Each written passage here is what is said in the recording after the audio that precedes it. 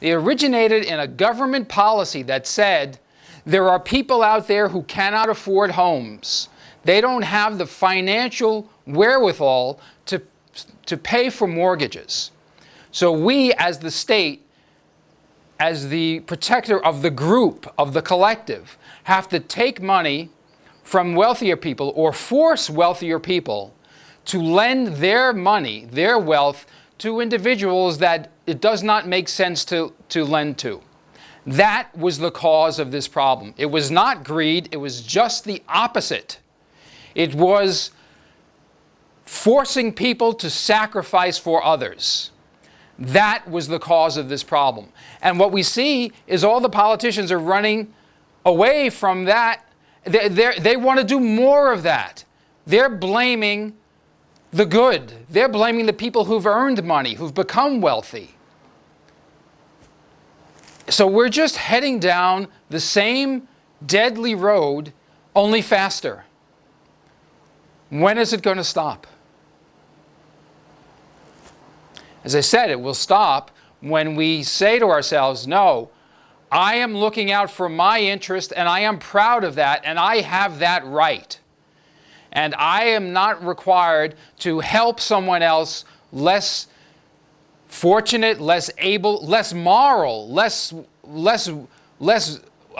has less of a worth ethic than I do.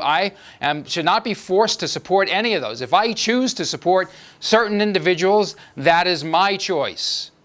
I am not required by anyone, or should not be. I have no moral obligation for those other people. I am here on this earth to enjoy my life, my irreplaceable life.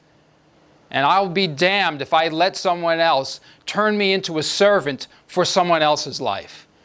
That's when this problem will stop.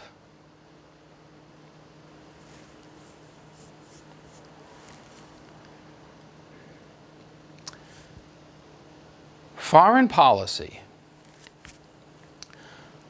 Obama says, oh, the problem is we have not been talking to our adversaries. We have not been negotiating with them. That's the problem. We've not been talking to them.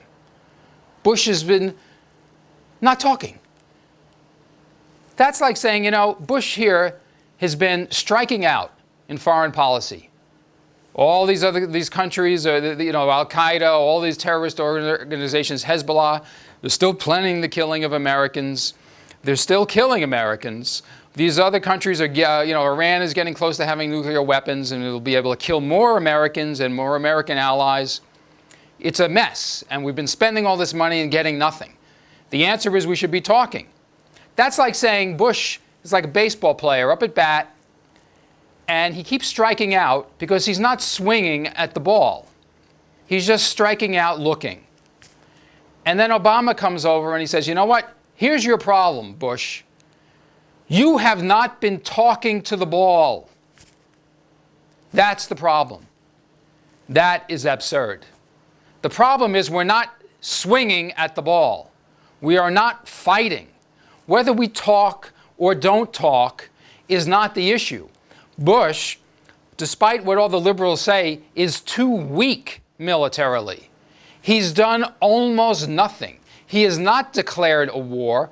We have been engaged in a welfare program for Iraq. It was called Operation Iraqi Freedom. We never declared a war. We never fought a war.